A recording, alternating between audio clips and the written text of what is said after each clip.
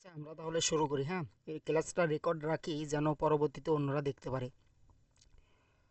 তো আমরা আজকে মূলত আহ, যে জন্য ক্লাসটা আয়োজন করা সেটা হচ্ছে আপনাদেরকে প্রথমে দুটো সাজেশন দেওয়া হয়েছে। হ্যাঁ, একটা হচ্ছে আপনার প্রথমে দেওয়া হয়েছিল যেটাতে 12-13টা প্রশ্ন আছে।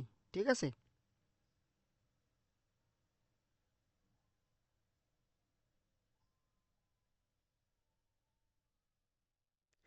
তো প্রথমে দেওয়া হয়েছিল 12-13টা প্রশ্ন আছে, ওইটা দেওয়া হয়েছিল। কেমন ছিল ওইটা? আপনার প্রথম অংশে ছিল 9টা প্রশ্ন অথবা 10টা প্রশ্ন।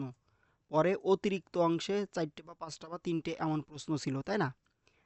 বলা হয়েছিল যে এই মেইন অংশটা সবচেয়ে গুরুত্ব দিয়ে পড়তে বা বেশি গুরুত্বপূর্ণ, আর এটাও অতিরিক্ত অংশ হালকা গুরুত্বপূর্ণ। এখন কথা হলো, পরবর্তীতে আর একটা সাজেশন দেওয়া হয়েছিল আপনাদেরকে, সেটাতে 8টা প্রশ্ন ছিল। তার মানে এই 8টা প্রশ্ন সবচেয়ে গুরুত্বপূর্ণ। আর ক বিভাগের জন্য পরবর্তীতে যে 40টি প্রশ্ন দেওয়া হয়েছিল ওই 40টি গুরুত্বপূর্ণ। ঠিক আছে? মানে আপনারা এই 8টি পড়বেন সবচেয়ে বেশি বারবার। এখান থেকে মিনিমাম 2-3টে প্রশ্ন আসে, আশা করা যায় এবারও আসবে। তো এটা একটু ভালোভাবে দেখবেন। ঠিক আছে? আর পাশাপাশি এই মূল পুরো সাজেশনটা এই যে অতিরিক্ত অংশ সহ যদি দেখেন তাহলে আপনার পরিপূর্ণ 80% প্রস্তুতি শেষ হয়ে যাবে মাত্র এই 1-2 দিনে, বা আপনার 1-1.5 মাস প্রস্তুতি নিয়ে আপনি পুরো বই শেষ করতে পারবেন না। তবে বইয়ের 80% তো আপনার শেষ করতে হবে প্রস্তুতির জন্য। এই জন্য মোটামুটি আমাদের সাজেশন পড়লেই এনাফ। আর আমাদের সাজেশন ছাড়াও আপনার বিভিন্ন ধরনের সাজেশন আছে। সেখানে দেখবেন কি আপনার 25-26টা করে প্রশ্ন থাকে। ঠিক আছে? এখন আপনি একটা স্টুডেন্ট, একটা বিষয়ে যদি খ বিভাগে যদি 25টে প্রশ্ন পড়তে হয়, 25টে প্রশ্ন পড়া মানে তো আপনার পুরো বই পড়া। ঠিক আছে? তো অতগুলো প্রশ্ন আপনার পড়া লাগবে না। আপনি প্রত্যেকটা বই থেকে 10টা 12টা প্রশ্ন পড়লেই আপনার এনাফ, মানে 80% আপনি শেষ করে ফেলবেন।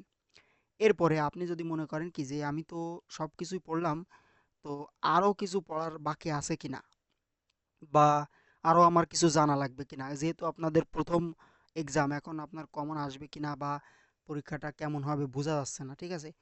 এই আপনাদের আগে প্রথম বর্ষে যারা পরীক্ষা দিয়েছিল তাদের কিন্তু হুবাহু কমন আসছে, কোনো উল্টোপাল্টা আসেনি। এখন আপনাদের অনেকে বলছে যে নতুন প্রশ্ন হবে বা অন্যরকম প্রশ্ন হতে পারে। হ্যাঁ, এইভাবে অনেকেই ভয় দিচ্ছে, কিন্তু ভয় পাওয়া যাবে না।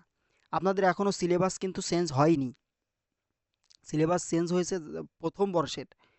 তার মানে ওই প্রথম বর্ষদের নতুন প্রশ্ন হবে আশা করা যায়।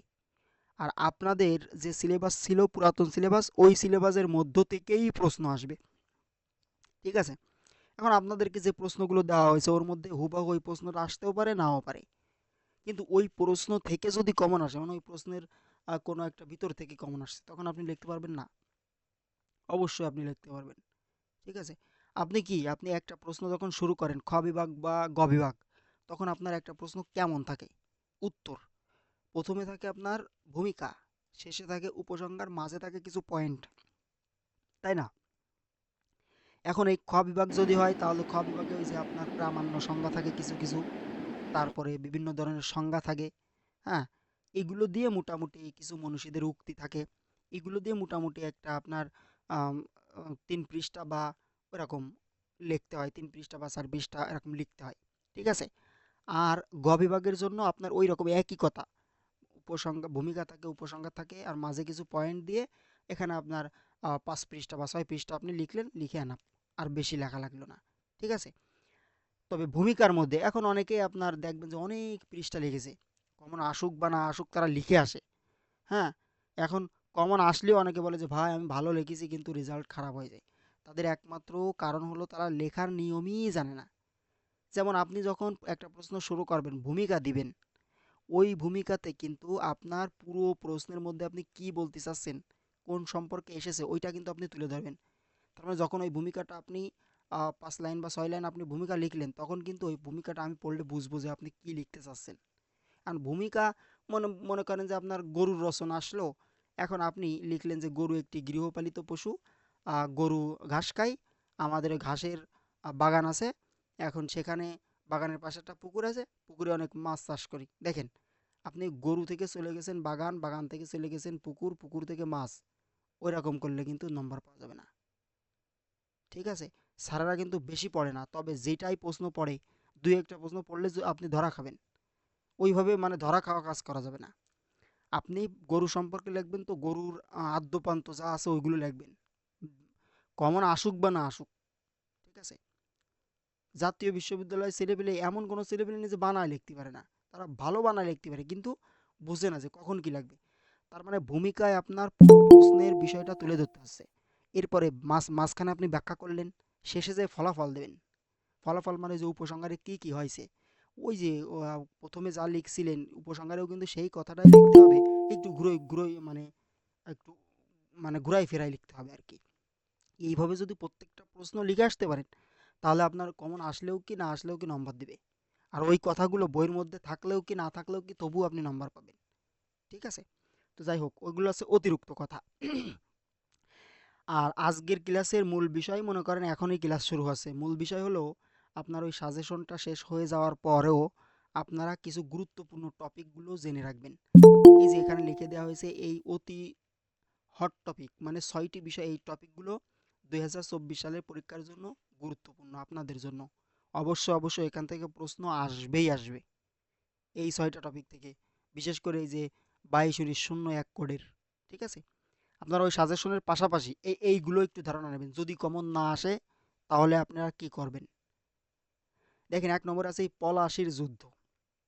পলাশির যুদ্ধ থেকে প্রতি বছরই প্রশ্ন আসে। আপনারা বিগত সালে সব বছরের প্রশ্ন দেখবেন। পলাশির যুদ্ধের হয় কারণ এসেছে, নয় ফলাফল, নয় তাৎপর্য, নয় অন্য। তার মানে এই পলাশি যুদ্ধ থেকে প্রশ্ন অবশ্যই আসে। এখন আপনি যদি পলাশি যুদ্ধ সম্পর্কে জানেন, হ্যাঁ, হালকা পাতলা, তাহলে কিন্তু আপনি অ্যান্সার করতে পারবেন, যেখান থেকে আসুক না কেন।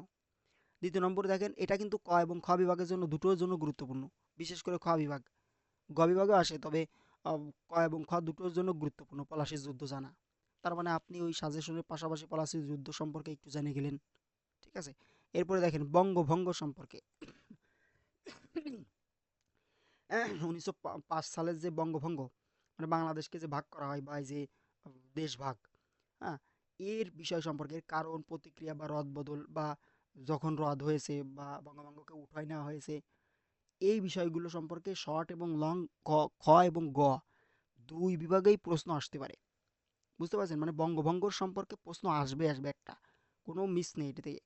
তারপর আছে কি মুসলিম লীগ প্রতিষ্ঠা, লক্ষ্য উদ্দেশ্য হল এটার মূল মূল বিষয় আছে লক্ষ্য উদ্দেশ্য। হ্যাঁ, এখানে প্রতি ২ বছর অন্তর অন্তর প্রশ্ন আসে, এটা গুরুত্বপূর্ণ, বেশি না তবে গুরুত্বপূর্ণ। হ্যাঁ, সেগুলো দিছি এখানে, এই পিডিএফটা আপনাদের দিয়ে দিব।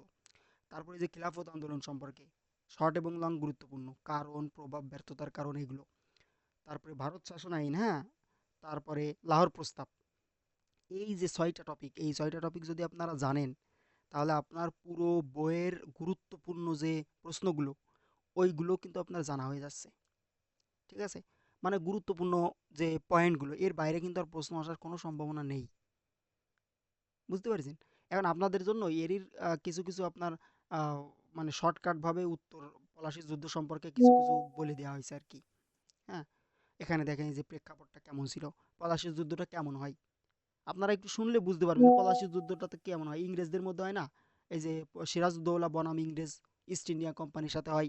হ্যাঁ, ওখানে দুই পক্ষ থাকে, তারপরে এই যে আম, থাকে মীর জাফর থাকে, হ্যাঁ, ঘসাটি বেগম থাকে।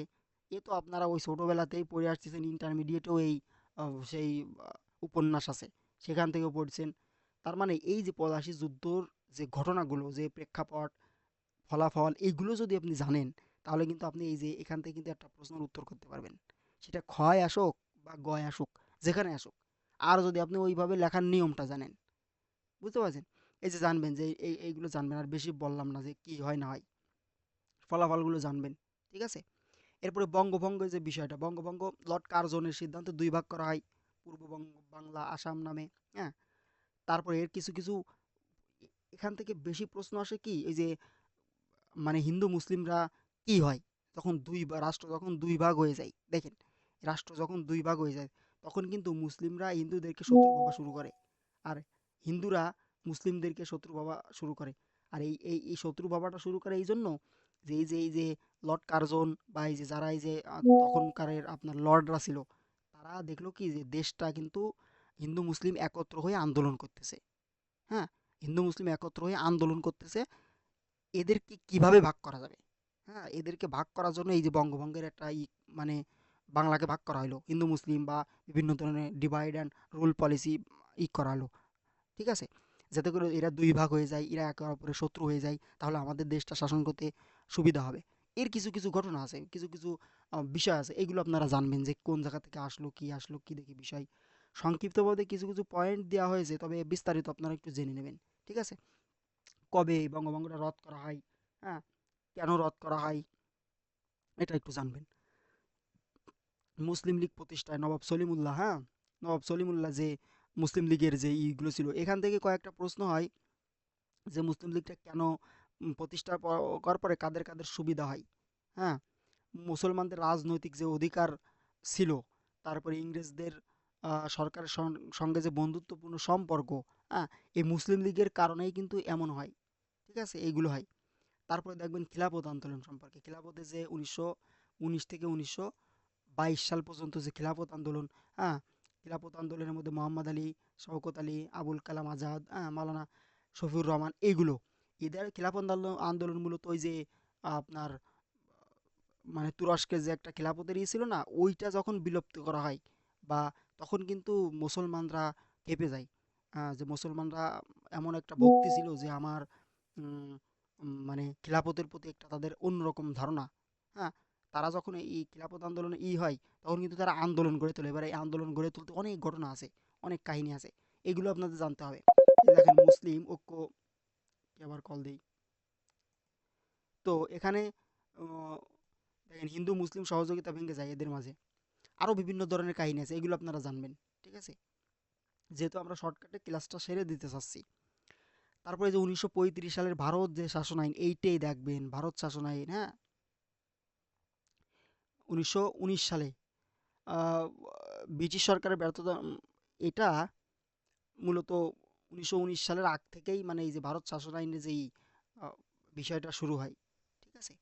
এটা আপনারা জানবেন। এখানে দেখেন কয়েকটা পয়েন্ট দিয়ে দিয়েছে, এই পয়েন্টগুলো দেখলে আপনারা বুঝতে পারবেন। আর যদি একান্ত অন্য জায়গা থেকে না বলতে পারেন, তাহলে এইগুলো পড়বেন, এই পয়েন্টগুলো মনে রাখবেন হালকা হালকা, এর উপর বানাই ঝেড়ে দেবেন। ঠিক আছে? এই যে দ্বৈত শাসন নীতি, ঠিক আছে, প্রাদেশিক স্বায়ত্তশাসন নীতি, এগুলো ১৯৪০ সালের লাহোর প্রস্তাব, এটা কিন্তু খুবই গুরুত্বপূর্ণ। লাহোর প্রস্তাবের ফলে কিন্তু মুসলিম লীগ প্রতিষ্ঠা হয়, মুসলিম লীগেরই হয়। ঠিক আছে?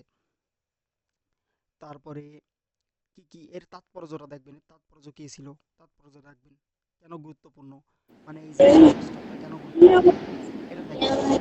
ঠিক আছে? এখানে দেখেন সংক্ষিপ্তভাবে এটা দিয়ে দিচ্ছে যে পলাশী যুদ্ধটা কখন হয়, সালটা মনে রাখবেন। এখানে কয়েকটা সাল মনে রাখতে হবে আপনাদের, কাছে সাজেশনে যে সালগুলো দেওয়া হয়েছে না, ওর মধ্যে বেশি সাল মনে রাখার দরকার নেই, শুধু এইগুলো সাল মনে রাখবেন, এইগুলো যে কখন কোনটা হয়, এইগুলো যে পলাশী যুদ্ধ হয় ৫৭ সালে, হ্যাঁ? বঙ্গভঙ্গ হয় ১৯০৫ সালে, মুসলিম লীগ হয় ১৯০৬ সালে, এইভাবে করে দেখবেন। ১৯১৯ থেকে ২২, ১৯৩৫ সালে ভারত শাসন আইন, লাহোর প্রস্তাব ১৯৪০ সালে, হ্যাঁ? তারপরে এখানে মানে কার সাথে কি হয়, সংক্ষিপ্তভাবে দিয়ে দেওয়া হয়েছে। ভাইয়া যদি খিলাফত এক নজরে দেখেন তাহলে আপনি বুঝে যাবেন। বুঝতে পারছেন? এই হলো মূল বিষয়, এছাড়া আর নতুন কোনো কিছু বলার কিছু ছিল না।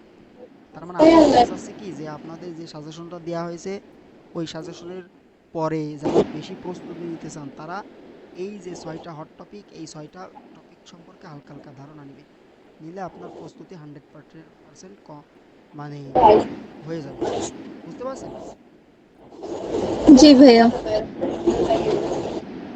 এখন অন্য কোনো বিষয় বা অন্য কোনো সম্পর্কে কারো কোনো প্রশ্ন আছে?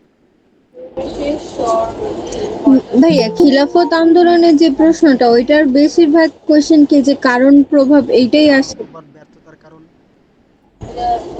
খিলাফত আন্দোলন হয়েছিল না, ওই যে ওখানে তো আপনার মুসলিমরা আন্দোলন করেছে, কিন্তু আন্দোলনটা তো মাঝপথে আপনার বিভিন্ন ধরনের ওই যে আপনার মহাত্মা গান্ধী সহ, গান্ধীজি সহ আরও ওই যে ভারতের কিছু ওরা অন্য আন্দোলনের ভিতরে ঢুকাই দিয়েছে। দেওয়ার পরে এই আন্দোলনটা ওই মাঝপথে মানে আর অত বেগবান হয়নি। ঠিক আছে? এই আচ্ছা হলো ভাইয়া। ব্যর্থতার কারণটা দেখবেন বেশি। আন্দোলন। ভাই এই পিডিএফটা হোয়াটসঅ্যাপ গ্রুপে হ্যাঁ, দিয়ে দিলে অনেকের উপকার হয়। দিয়ে দিব, সমস্যা নেই। ঠিক আছে। আর যারা আমাদের ইংরেজি গ্রুপে জয়েন ছিলেন তারা কি সবাই মোটামুটি ভালো পরীক্ষা দিয়েছেন? আশা করি ভালো পরীক্ষা দিয়েছেন, কারণ প্রশ্ন এবারে অনেক সহজ ছিল। জি সরাসরি আলহামদুলিল্লাহ এই জি ভালোই দিছি। আলহামদুলিল্লাহ ভাইয়া। সরাসরি বিগত সালের কিছু কিছু প্রশ্ন সরাসরি হুবাহু তুলে দিছে। ঠিক আছে। মানে এত সহজ প্রশ্ন মনে হয় ইতিহাসে মানে কখনো হয়নি। এই জি হলো, গ্রামার পার্ট অনেক সহজ হয়েছে। হ্যাঁ, গ্রামার পার্ট অনেক সহজ হয়েছে। এই হলো বিষয়।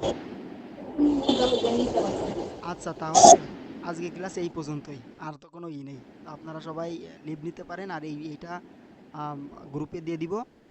আর যদি কারোর কোনো বিষয়ে কোনো প্রশ্ন থাকে তাহলে ইনবক্সে প্রশ্ন করবেন, ঠিক আছে? আর যারা ইংরেজি ক্লাসে জয়েন ছিলেন তারা তো জানেন যে কিভাবে তাদের সাথে আমার অনেক কথোপকথন আছে। আর কিন্তু যারা জয়েন ছিল না ক্লাসে, ইংরেজি ক্লাসে, বা এই এখন নতুন, তারা কিন্তু জানে না, বা তাদের সাথে ওইভাবে কথাবার্তা এতদিন হয়নি। ঠিক আছে। কারো কোনো প্রশ্ন থাকলে সরাসরি ইনবক্সে করবেন, হ্যাঁ, হোয়াটসঅ্যাপে। জি ভাইয়া। ঠিক আছে, তাহলে সবাই ভালো থাকেন, সুস্থ থাকেন, আল্লাহ হাফিজ। অনেক রাত হয়ে গেছে তো এই জন্য আর বেশি বিস্তারিত বললাম না, নোটটা দিয়ে দিলে আপনারা পড়ে নেবেন। আচ্ছা জি ভাইয়া, ভাই, আসসালামু আলাইকুম। নোটটা দিলে অনেক উপকার হবে অনেকে।